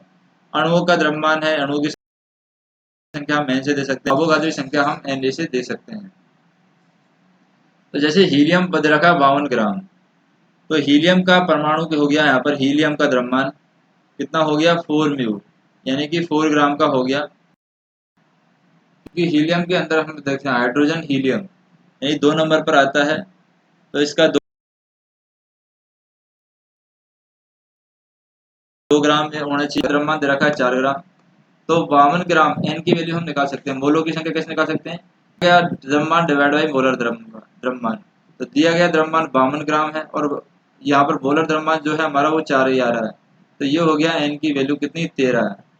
तो ये हम निकाल सकते हैं, n की वैल्यू 13 हो गई। यानी यहाँ पर पूछा है द्रव्यमान में मोल प्राप्त कीजिए, द्रव्यमान से मोल, तो मोल हमने निकाल लिया n की वैल्यू 13। अब कणों की संख्या से मोल प्राप्त करना है दूसरे क्वेश्चन में हीलियम के अंदर। तो यहाँ पर एक मोल में होते हैं 6.022 इंटू 10⁻23, तो मोलों की संख्या हमें निकालनी है। तो दिए गए कणों की संख्या डिवाइड बाई अवोगाद्री संख्या, दिए कणों की संख्या यहाँ पर रखिए 12 इंटू 0.044 इंटू 10⁻23, इसमें डिवाइड दे देंगे हम 6.022 इंटू 10⁻23, तो 2 वैल्यू आ जाएगी हमारी किसकी, मोलों की संख्या की। अब द्रव्यमानों का हमें परिकलन करना है। जैसे 0.5 मोल नाइट्रोजन गैस है, अणु के मोल से द्रव्यमान हमें निकालना है। तो 0.5 मोल नाइट्रोजन परमाणु के घोल से द्रव्यमान हमें निकालना है, यानी परमाणु से मोल द्रव्यमान निकालना है। और यहाँ पर एक और रखा है नाइट्रोजन परमाणु की संख्या, यानी संख्या से हमें द्रव्यमान निकालना है। और फिर यहाँ पर अणुओं की संख्या से द्रव्यमान निकालना है, ऊपर परमाणु की संख्या से हमें द्रव्यमान निकालना है। तो कैसे निकालेंगे, द्रव्यमान का फार्मूला होता है मोलर द्रव्यमान डिवाइड बाई मोलों की संख्या। अब मोलर द्रव्यमान डिवाइड बाई मोलों की संख्या से हम निकाल रहे हैं, यानी m की वैल्यू क्या हो गया, कैपिटल M इंटू n। तो यहाँ पर 14 ग्राम हो जाएगा, क्योंकि मोलर द्रव्यमान दे रखा है, वो दे रखा है 28 और मोलों की संख्या यहाँ पर देखिए 0.5। जैसे मोलर द्रव्यमान यहाँ पर दे रखा है, नाइट्रोजन के लिए बात करें, मोलर द्रव्यमान कितना हो गया, नाइट्रोजन का होता है द्रव्यमान 14, 14 इंटू 2 करेंगे तो 28, तो 28 इंटू 0.5 हो जाएगा मोल के द्रव्यमान, यानी 28 इंटू 0.5 आ गया 14 ग्राम। ये आ गया हमारा। देखें दूसरा क्वेश्चन, 0.5 मोल n परमाणु, यानी परमाणु के मोल से द्रव्यमान की बात कर रहे हैं। तो द्रव्यमान का फार्मूला क्या होता है, मोलर द्रव्यमान डिवाइड बाई मोलों की संख्या। अब हमें निकालना है यहाँ पर m की वैल्यू, यानी m इंटू n से निकालेंगे। तो यहाँ पर सिर्फ नाइट्रोजन परमाणु के लिए निकाल रहे हैं, तो नाइट्रोजन परमाणु के लिए सिर्फ 14 इंटू क्या हो जाएगा 0.5 हो जाएगा, तो 7 ग्राम आ जाएगा। तीसरे क्वेश्चन में पूछा है संख्या से द्रव्यमान, यानी मोलों की संख्या हमें पूछी है। तो मोलों की संख्या कैसे निकाल सकते हैं, दिए गए कणों की संख्या डिवाइड बाई अवोगाद्री संख्या। दिए गए कणों की संख्या है 3.011 इंटू 10⁻23 डिवाइड बाई अवोगाद्री संख्या कर देंगे। तो यहाँ से हमारी वैल्यू आ जाएगी m की वैल्यू, यानी m की वैल्यू है m इंटू n, और ये वैल्यू हम निकाल सकते हैं मोलों की संख्या से, तो ये आ जाएगी 7 ग्राम। इसी तरीके से दूसरा क्वेश्चन है यहाँ पर, जैसे क्या है, संख्या से द्रव्यमान हमें निकालना है। इसमें अणुओं की संख्या दे रखी है, तो अणुओं की संख्या से हमें पहले परमाणु की संख्या निकालनी होगी। तो अणुओं की संख्या से परमाणु की संख्या निकालेंगे, तो ये 28 से मल्टीप्लाई कर दिया है। 28 से क्यों मल्टीप्लाई किया है, यहाँ पर 28 से हमने यहाँ पर इसलिए मल्टीप्लाई किया है क्योंकि N2 दे रखा है, यानी N2 नाइट्रोजन, तो ये हो गया इसका द्रव्यमान N2 का 28, तो इसके अकॉर्डिंग हमने सॉल्व किया, तो 28 ग्राम आ गया है। अब हम देखें कणों की संख्या का परिकलन करते हैं। जैसे कि 46 ग्राम सोडियम परमाणु द्रव्यमान से संख्या निकालनी है, और 8 ग्राम ऑक्सीजन अणु द्रव्यमान से अणुओं की संख्या हमें निकालनी है। तो एक में द्रव्यमान से संख्या निकालनी है, एक से द्रव्यमान में अणुओं की संख्या निकालनी है। एक में 46 ग्राम सोडियम दे रखा है, और तीसरा क्वेश्चन दे रखा है 0.1 मोल कार्बन परमाणु दिए गए, तो मोल की संख्या निकालनी है। तो परमाणु की संख्या हम कैसे निकालते हैं, दिया गया द्रव्यमान डिवाइड बाई मोलर द्रव्यमान इनटू अवोगाद्री संख्या। तो 46 और जैसे 46 दिया हुआ है और इसका 23 होता है, किसका, यहाँ पर जो दे रखा है सोडियम का द्रव्यमान होता है 23, तो 46 डिवाइड बाई 23 और इनटू जो भी यहाँ पर अवोगाद्री संख्या 6.022 इंटू 10⁻23, तो यह जाएगा 12.044 इंटू 10⁻23।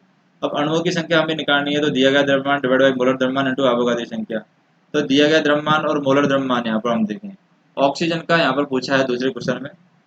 जैसे दूसरे क्वेश्चन किसका पूछा है, ऑक्सीजन का पूछा है, तो ऑक्सीजन का द्रव्यमान होता है कितना, 8, तो ये 8/32 हो जाएगा। ऑक्सीजन का द्रव्यमान पूछा है तो 8/32 और 32 ग्राम दे रखा है यहाँ पर, क्योंकि दूसरे क्वेश्चन में यहाँ पर हम देखें ये क्या दे रखा है, 32 ग्राम, 8 ग्राम ऑक्सीजन के अंदर ऑक्सीजन अणु दे रखे हैं 8 ग्राम। तो ऑक्सीजन को कैसे दिखाते हैं, O2 ऑक्सीजन दिखाते हैं, तो इसलिए यहाँ पर आ जाएगा 32, यानी 8 डिवाइड 32 इंटू 6.022 इंटू 10⁻23, तो ये आंसर आ जाएगा 1.51 इंटू 10⁻23। अब तीसरा क्वेश्चन यहाँ पर दे रखा है, वो दे रखा है, क्या दे रखा है तीसरे क्वेश्चन में, 1 मोल कार्बन परमाणु दे रखे हैं 0.1 मोल, तो 0.1 मोल से यहाँ पर आंसर आ जाएगा जैसे कि 0.1 इंटू 6.022 क्योंकि कणों के मोलों की संख्या है उसको अवोगाद्री संख्या से मल्टीप्लाई कर देंगे, तो ये एन की वैल्यू आ जाएगी, कैपिटल एन की वैल्यू। अब यहाँ पर देखें हम कार्बन परमाणु में 1 मोल का द्रव्यमान, परमाणु के द्रव्यमान की बात कर सकते हैं, तो 12 ग्राम डिवाइड बाई किसका पूछा है, कार्बन का दे रखा है, 12 ग्राम द्रव्यमान दे रखा है, कार्बन से मल्टीप्लाई करेंगे ये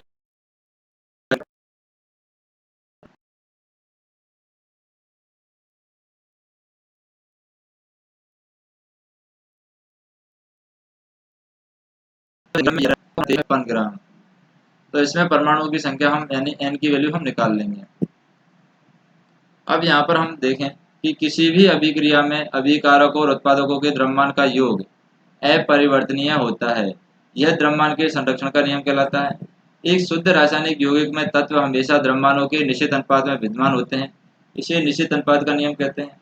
तत्व का सूक्ष्मतम कण परमाणु होता है जो स्वतंत्र रूप से प्राय नहीं रह सकता और उसके सभी रासायनिक गुणधर्मों को प्रदर्शित किया जाता है। अणु किसी तत्व या यौगिक का वह सूक्ष्मतम कण होता है जो सामान्यतः दशाओं में स्वतंत्र रह सकता है और यह पदार्थ के सभी गुणधर्मों को प्रदर्शित करता है। किसी भी यौगिक का रासायनिक सूत्र उसके सभी संगठन तत्वों और संयोग करने वाले सभी तत्वों के परमाणुओं की संख्या को दिखाता है। परमाणु का वह पुंज जो आयन की तरह व्यवहार करता है बहुपरमाणविक आयन कहते हैं और उसके ऊपर एक निश्चित आवेश होता है के द्वारा निर्धारित होते हैं। आयनित यौगिक में प्रत्येक आयन के ऊपर आवेशों की संख्या के द्वारा यौगिकों के राशि जाते हैं और वैज्ञानिक यहाँ पर भिन्न भिन्न तत्वों के परमाणुओं के द्रव्यमानों की तुलना करने के लिए सापेक्ष परमाणु द्रव्यमान स्केल का उपयोग करते हैं। कार्बन 12 है, समस्थानिक के परमाणु का सापेक्ष द्रव्यमान है 12 निर्दिष्ट किया जाता है और अन्य सभी तत्वों के परमाणुओं के सापेक्ष द्रव्यमान है 12 परमाणु के द्रव्यमान के साथ तुलना की जाती है। 6.022 इंटू 10⁻23 है अवोगाद्री स्थिरांक है जो कि 12 ग्राम विद्यमान कार्बन 12 के परमाणु की संख्या को बताता है। मोल एक निकाय के पदार्थ की वह मात्रा है जिसमें 6.022 इंटू 41407 इंटू 10⁻26 विनिष्ट तात्विक कण होते हैं। पदार्थ के एक मोल अणुओं का द्रव्यमान उसका मोलर द्रव्यमान कहलाता है। अब यहाँ पर इनका जैसे कि क्वेश्चन में जो दिए गए हैं उनका हम भारात्मक रूप से परिकलन कर सकते हैं, रासायनिक संयोजन के रूप में लिख सकते हैं। इनके सूत्र हैं यहाँ पर पाठ के अंदर आए हैं, वहां से हम भी छाट कर इनके सूत्र लिख लेने हैं।